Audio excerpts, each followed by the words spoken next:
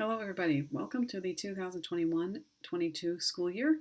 My name is Mrs. Reed, and in this video I'm going to talk through the syllabus. So this video is going to cover the syllabus. This is the syllabus. This can be found on our Canvas course under the syllabus button. I'm going to go through it and talk real quickly. I hope that it's going to cover what you need to cover. If there are further questions, you can always ask me those questions in person. So first of all, here are the units that we are going to be studying. You can take a look through there. Some of these units might be broken up into like a part A, part B. For instance, unit 5 might be 5A, 5B. Unit 6 might also, 6 might be 6A, 6B, etc. So as we go through, I might break some of those up into smaller units. Also, this timeline is tentative. In other words, if something happens, then it might be we only get through unit 4 in the first semester, or it might be that we move the statistics unit up earlier. Just some things happen sometimes in the schedule which make us change things around. As far as what you need for this class, there's not really anything special. Actually, there's one thing special, and that is the graphing calculator. That's the one thing that you have to have for this class is the graphing calculator. We check out calculators at South, so you don't have to buy one. If you do want to buy one, they range probably about $125. You can also find them online for cheaper, but you can borrow them from the school for free. So I will tell you more about that in class. However, as far as supplies go, here are some recommended supplies. I recommend you get a binder. We will have a lot of handouts. I recommend a dry erase marker. We will be using dry erase whiteboards almost every day, and so it's just helpful to have your own marker sometimes. Earbuds or headphones. We will have videos, and so in class, if you need to watch those videos in class or in a seminar time, it's helpful to have those on with you. Paper, pencil, scientific calculator. You don't have to have one of those, but sometimes people like their TI-30 so much that they just keep it with them all the time. That's fine. Dividers, that's up to you if you want to divide up your binder. I recommend you take a binder that's only for math alone, and then you take dividers and you divide it up unit 1, unit 2, unit 3, unit 4, etc. Now, you don't have to do that. You can organize it however you want. Graph paper is handy. Colored pens are handy, but none of that is required. The only thing that's absolutely required is a graphing calculator. As far as in my class, I really find that it's not a big deal with behavior in my class. So I feel like as long as you are participating and you are respecting other people and you are learning, then you are doing what I need you to do. School is here for you to learn from, and that's what I'm trying to help you do. So the more you actively involve, the more you're going to learn. As far as what do you need to bring, you should bring your MacBook every day. I think you should also bring earbuds every day and your graphing calculator every day. Now, we won't use the graphing calculator every day, but it's just a good habit to get into. And then I also highly recommend you bring your binder and, of course, something to write with.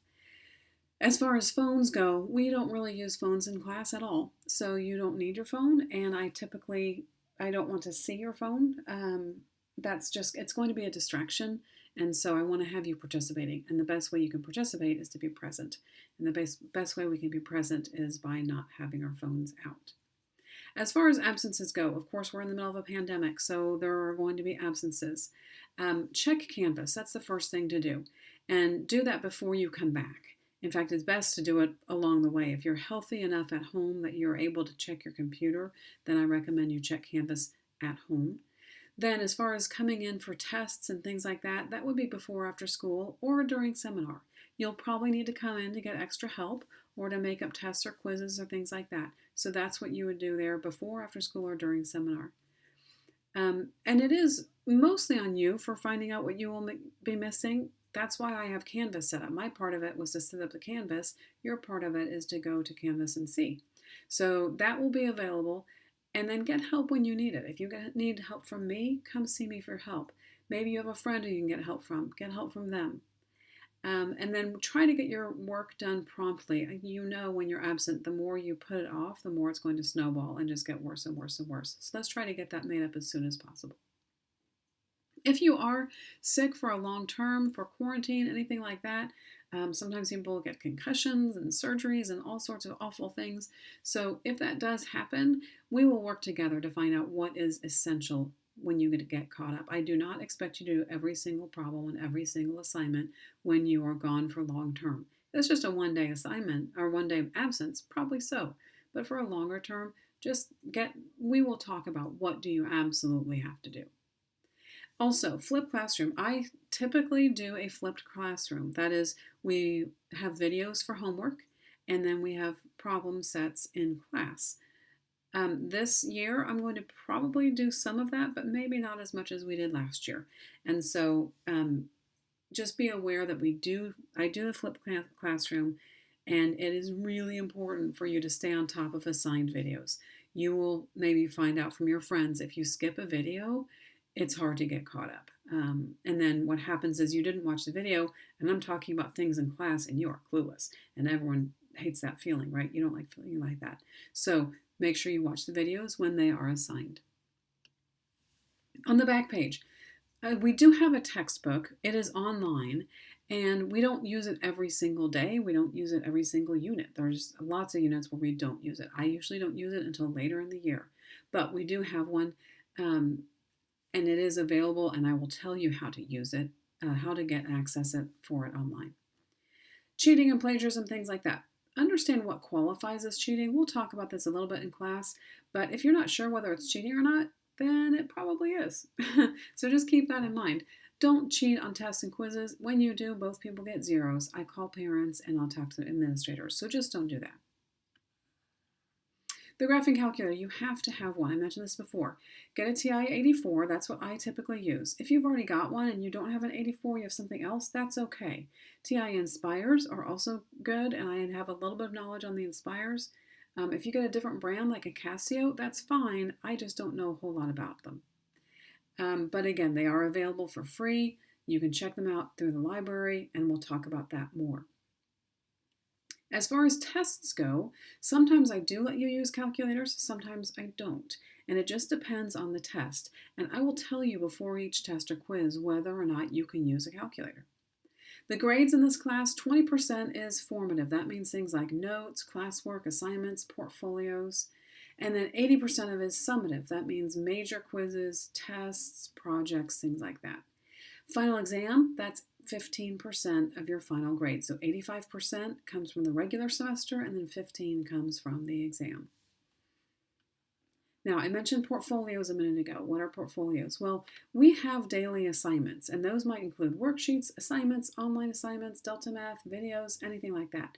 But I do not collect them every day. Instead, what I do is have these portfolios. And on the portfolios, I ask you to demonstrate to me what you have learned. Like, can you explain the difference between this graph and that graph?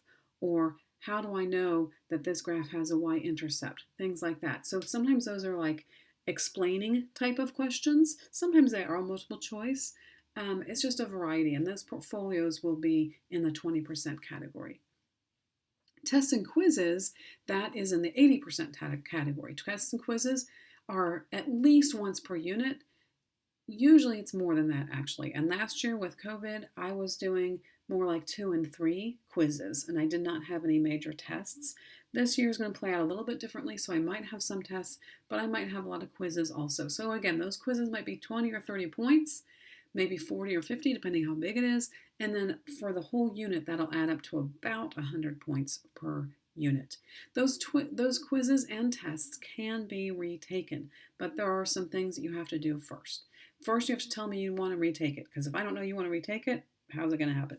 Secondly, you have to make test corrections and meet with me to go over the corrections. Sometimes you know how to do those corrections yourself. Sometimes you need help. So I'll help you with those, but I'll also go over them with you, even if you think you know it, because I want to make sure that you know it. There's no sense in retaking a test if you don't really know what you're doing. Also, we and I are going to arrange a time outside of class to retake the test, like Thursday morning when we have late starts, or during seminar. Those are good times to take tests. And then you have to do all of that before the end of the next unit. What I mean by the end of the next unit is, let's say we are in our first unit and you want to retake a quiz from the first unit. Well, then before the third unit is done, well, Yeah, before the third unit is done, then you'll have to retake it. I used to say before the next unit is over, but it just, sometimes I know time can get away from us, and I want us to get it done in a timely manner, but yeah, I realize that I do need to be a little bit more flexible in that time, especially with things like quarantine. And so I'm just going to say, if it's from unit 1, do it by the end of unit 3. If it's unit 2, do it by the end of unit 4, etc. All right, that is what you need to know for the syllabus. The syllabus, once again, is found online through Canvas, and we will talk about it a little bit in class.